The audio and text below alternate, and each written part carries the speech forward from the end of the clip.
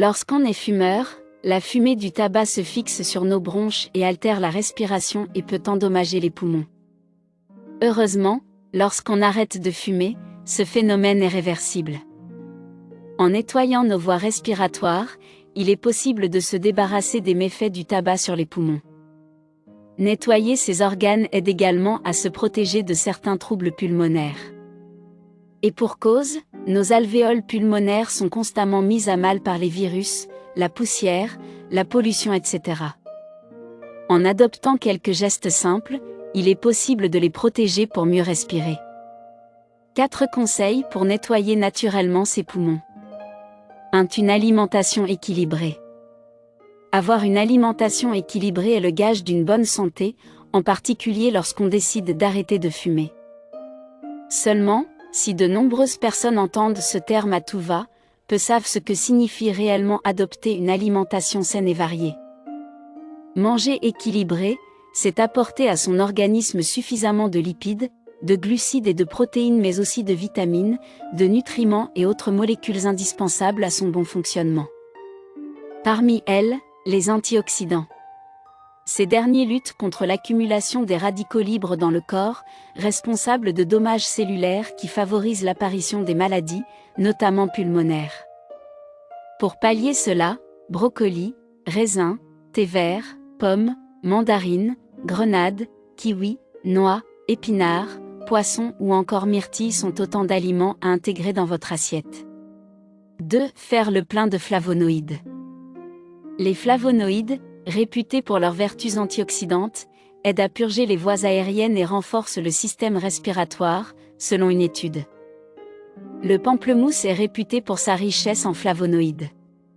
Pour nettoyer efficacement vos poumons, un verre de jus de pamplemousse 3 à 4 fois par semaine devrait suffire. Consommer régulièrement des aliments aux propriétés antiseptiques et antibactériennes permet également de protéger contre certaines maladies respiratoires, notamment la toux. Le gingembre fait partie des plantes qui aident à nettoyer les poumons et protéger contre de nombreux troubles respiratoires. Cette racine facilite l'ouverture des bronches et aide les poumons à expulser les impuretés. Autant de raisons de se faire des infusions au gingembre plus souvent. La molène est également réputée pour accroître les capacités respiratoires. Cette plante aide à se débarrasser de l'excès de mucus, à nettoyer les branches et à lutter contre l'irritation des voies respiratoires.